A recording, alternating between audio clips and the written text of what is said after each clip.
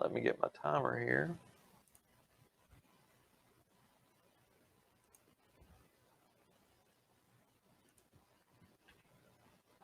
All right, so 10 minutes. Does God exist? That's what we're talking about this morning. I want us to think a little bit about putting ourselves in the atheist mindset or the atheist view. You can see the atheist is standing there and they have a big gap that they've got to get over to be rational with believing in evolution or God does not exist. The first one is the belief that nothing produced something. They reject any intelligent intervention. The second one is non-life produced life. Non-intelligent life must have been given rise to intelligent life.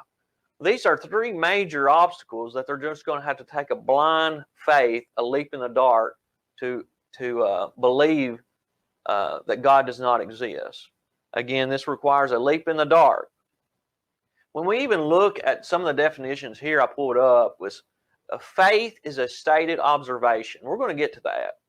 And we're going to get to some of the comments that he's already said that like evolution is a fact. It's a fact. And we see the definition is a stated observation. We're not talking about microevolution that Shane had already brought up in the introduction.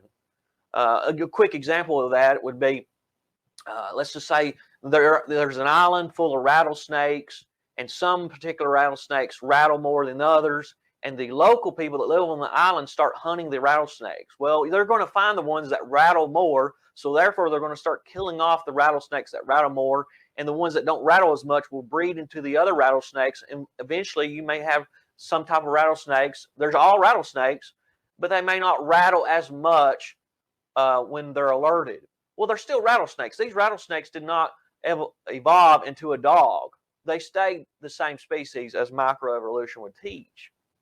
So while there is a God, 20 minutes and 10 minutes here and there is not going to be enough to go through all of this, and he would say probably the same thing.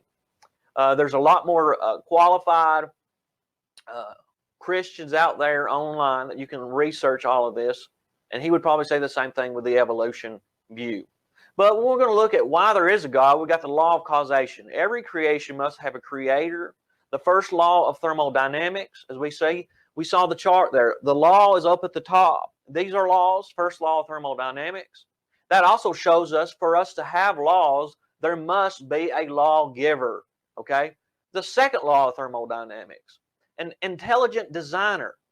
Even you've heard plenty of people talk about the watch. Did someone just think that this watch just popped into existence? Every design must have a designer. Every house is built by someone. Again, God exists for moral values, and we'll get to that in the question and answers probably. The law of biogenesis, the law of rationality.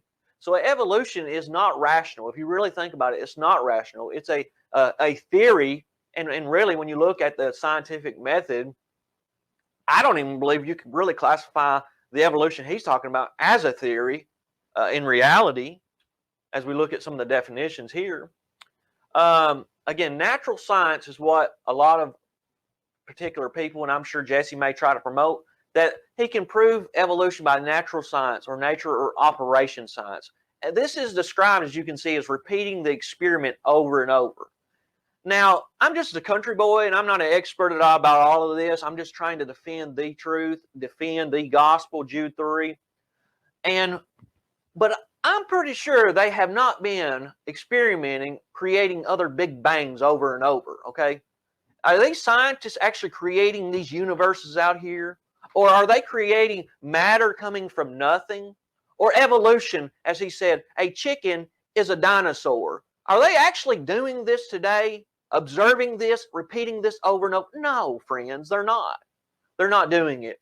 And so even when we define a theory as an ideal that explains a phenomenon that is supported by many experiments, what kind of experiments are they actually coming to the conclusion that they can prove that this is a fact, doing this over and over? I don't think so. So there is a God, and when we define God, and he asked me the definition of God, I would say you can just look up the definition. Now, next month, we're going to talk about, is it the God of the Bible? We're going to examine the Bible. But what we're looking more today about, is there a creator, a supreme being that created all of this? Now, we're looking at we have three options here. We have the earth, the cosmos, was created by a big bang. Okay, that's probably what he holds to, if I'm not mistaken, unless he's changed since we talked before. Now, the earth is eternal is the other option. Okay, he said no, that's not an option. Okay, listen. I was going to say was the third category is the earth is eternal and the earth has always been here. And So he doesn't agree with that. So he doesn't agree with that. So that leaves what? It leaves the Big Bang, and he's here trying to say that there isn't a God, so he only believes in the Big Bang theory, and that's what he would uphold to. But there is a creator. There is a God that created all of this. Just look at this. Now, when my introduction video showed an explosion, and I have been deployed in Iraq, and I have seen IEDs go off. I have seen IEDs hit vehicles, and they just explode into millions of little pieces. Now, rationality would be like, okay, an explosion that causes order, causes peace, causes all of this stuff it's not rational. It's irrational to see an explosion causing all of this order. Just like when I was in Iraq, to see a Humvee explode and perfectly land better in the condition that it was before it exploded, that doesn't happen. That's a fairyland ideal that the atheists live into, and they just take these supposedly high-educated scientists, and they just listen to them, and they don't think rationally. Our first one is the law of causation. The law of cause and effect, friends. All actions have reactions that will return to the source. Everything that has a beginning needs a cause. Now, if he comes up and says, well, what caused God? I underlined it for you. Everything that has a beginning, friends. God didn't have a good beginning. He's eternal. He's everlasting. Okay, the law of cause and effect is a universal law. So we're going to look at, too, the evolutionists. They break laws, and they think it's rational, but the ideal is they come up and say that they're proving all this by natural science, but then turn around and break it. I'll give you an example. I don't have the recording, but per se, a local teacher here in my town told the students that the Big Bang basically started because gravity took a day off. Now, gravity, we would say that's a law. So he's actually saying that the law of gravity did not exist. That would be somehow supernatural.